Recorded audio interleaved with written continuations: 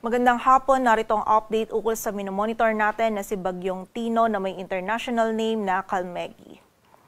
Kaninang 2 p.m. ay nag-intensify pa si Bagyong Tino into a severe tropical storm. Binabaybay pa rin ito yung Karagatan at Hulitong Namataan sa layong 805 kilometers silangan ng Eastern Visayas. Taglay na nito ngayon yung lakas ng hangin na 95 kilometers per hour malapit sa sentro at bugso ng hangin na umaabot sa 115 kilometers per hour. Ito'y kumikilos pakanluran sa bilis na 30 kilometers per hour at simula po ngayong gabi ay unti-unti nang mararanasan yung bugso ng mga malalakas na hangin and also yung mga pag-ulan dito sa bahagi ng Eastern Visayas, maging sa Dinagat Islands at Surigao del Norte na dala ni Bagyong Tino. Samantala, meron na din po mga kalat-kalat na pag-ulan, pagkidlat at pagkulog na mararanasan dito sa nalalabing bahagi pa ng Caraga, maging sa Central Visayas at sa area din ng Bicol Region.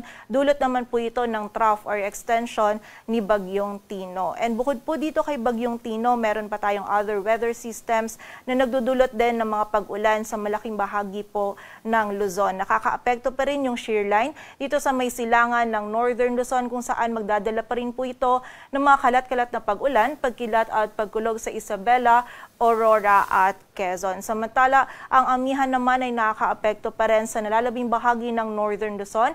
May dala pa rin po itong maulap na kalangitan na may makasamang may hinang pag-ulan or pag-ambon sa nalalabing bahagi ng Cagayan Valley, maging dito rin sa Ilocos Region at Cordillera Administrative Region. Samantala, yung low pressure area naman na minomonitor natin sa labas ng ating area of responsibility ay huling namataan sa line 395 kilometers west-northwest ng Pag-asa Island. Less likely po na ito ay maging isang ganap na bagyo and wala rin po itong epekto sa anumang bahagi ng ating bansa.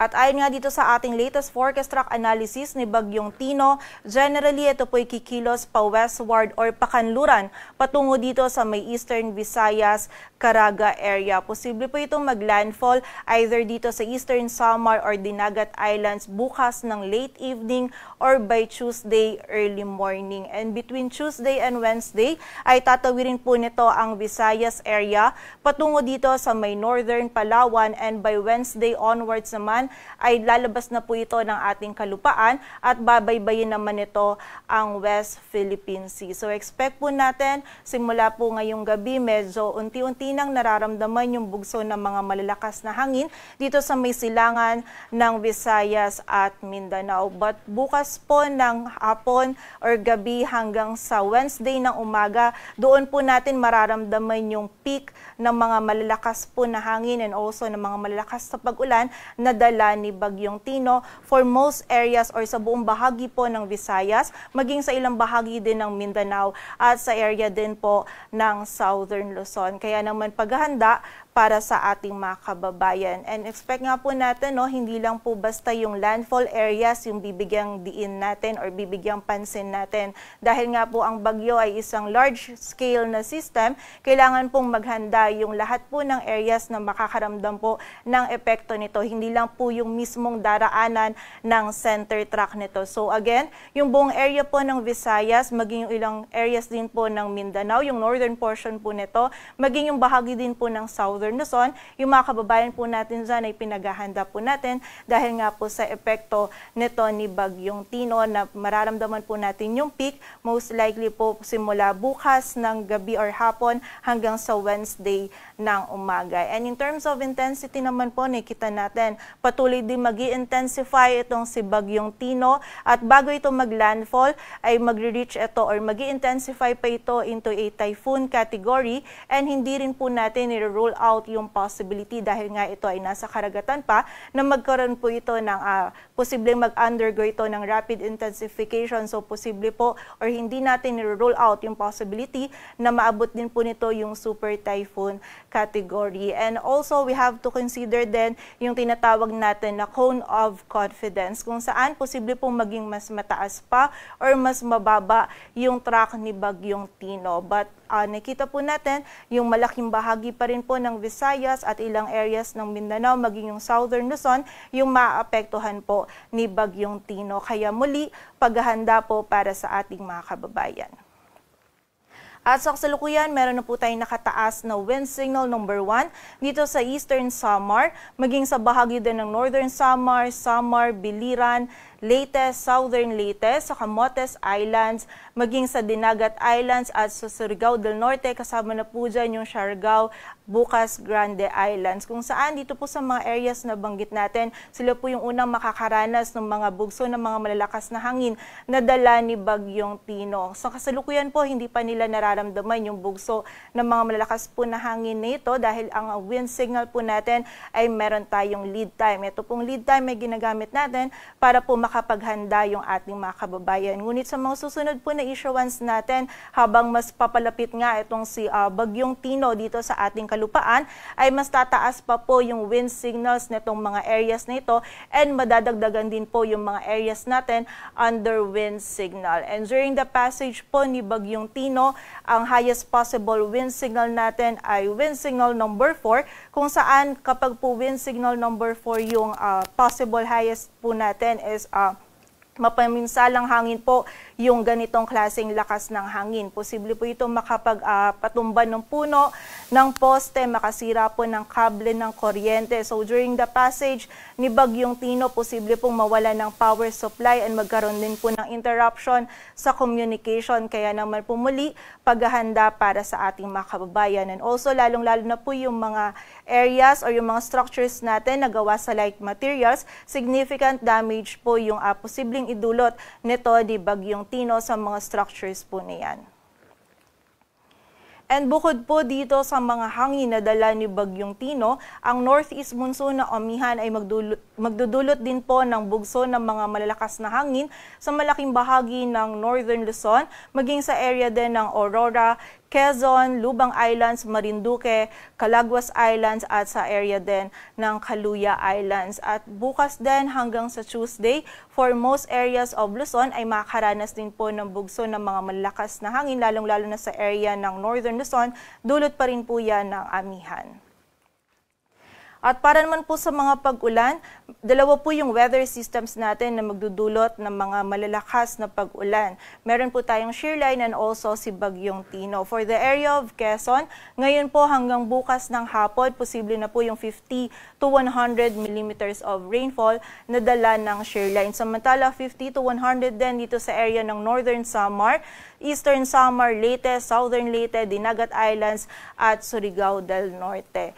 And bukas naman po ng hapon hanggang sa Tuesday ng hapon, mas malaking areas na po yung makakaranas ng mga pinakamalalakas po na ulan na dala ng shear line at ni Bagyong Tino. Posible po yung 100 to 200 millimeters of rainfall dito sa may Capiz, Iloilo, Guimaras, Negros Occidental, maging dito din sa Cebu, Bohol, sa buong bahagi po ng Eastern Visayas, maging sa area din ng Dinagat Islands, Surigao del Norte at Agusan del Norte. Samantala, 50 to 100 millimeters of rainfall naman dito sa area ng Camiguin, Misamis Oriental, Bukidnon, Agusan del Sur, Surigao del Sur, for the rest of Visayas, maging dito din po sa area ng Bicol Region, sa Quezon, Aurora, Isabela, maging dito din sa Marinduque, Oriental Mindoro at Romblon, maging sa Aklan at Antique. And by Tuesday afternoon naman to Wednesday afternoon, meron pa rin po tayong mararanasan ng mga malalakas na pag-ulan sa malaking bahagi pa rin ng ating bansa. 100 to 200 millimeters of rainfall pa rin po dito sa area ng Aklan, Antique, Capiz, Iloilo, Guimaras, Negros Occidental, maging sa bahagi din ng Cebu. Samantala, 50 to 100 naman dito sa Occidental Mindoro, sa area ng Bicol Region or malaking bahagi ng Bicol Region. Dito din sa may Biliran, Leyte, sa bahagi ng Bohol, dito sa may Southern Leyte, at sa malaking bahagi din po ng Mindanao, and also dito din sa area ng Quezon, Aurora, Isabela at Cagayan. Both dulot po ito ng Bagyong Tino and also ng shear line. Kaya naman po pag-iingat para sa ating mga kababayan dahil magiging mataas yung banta ng mga pagbaha at pagguho ng lupa, lalong-lalo na po dito sa malaking area ng Visayas at ilang bahagi pa ng Southern Luzon.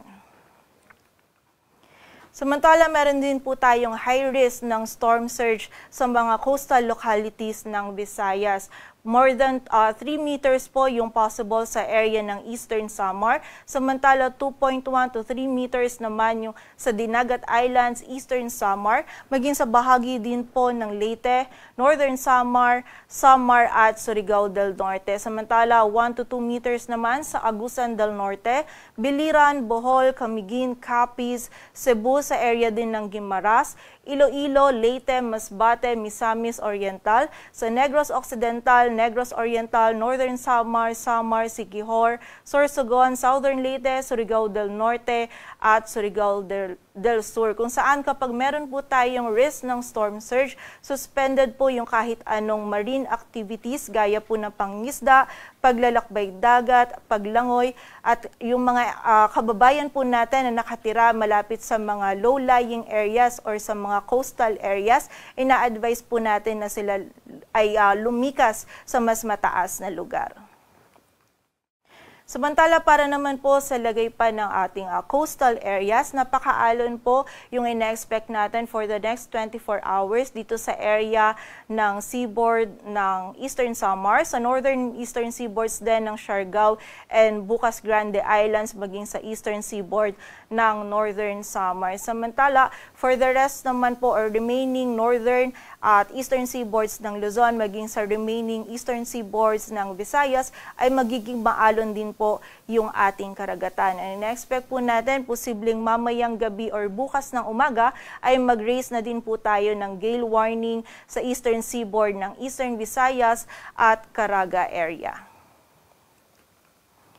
At narito naman po yung ilan sa mga paalala para po sa paghahanda natin sa paglapit po or sa magiging epekto ni Bagyong Tino dito po sa ating bansa. Una, makinig po tayo ng balita at mag-monitor ng updates galing po sa DOST Pag-asa. Pangalawa, magkaroon tayo ng community or family plan. Makipag-ugnayan po tayo sa ating mga LGU and also alamin po natin yung mga planong paglikas. Within the family naman po, kung maaari magtalaga po tayo ng ating mga contact person or isave po natin yung mga emergency hotlines kung sakaling kailanganin po natin sila sa paghingi ng tulong. And also, sa ngayon pa nga lang po, ay suriin na natin yung ating mga kabahayan at kung maaari po ay kumpunuhin natin yung mga may hinang parte po ng ating bahay na maaari pong masira ng mga malalakas na hangin na dala ni Bagyong Tino. And also, ilikas din po natin sa safe na lugar yung mga alaga po nating hayop.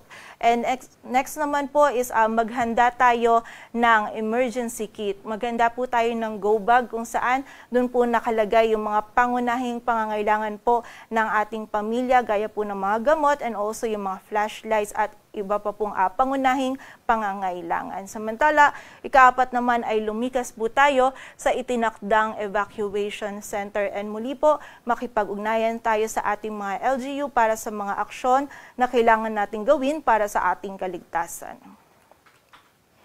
At yan po muna ang latest dito sa Weather Forecasting Center ng Pag-asa. Grace Castañeda, magandang hapon po.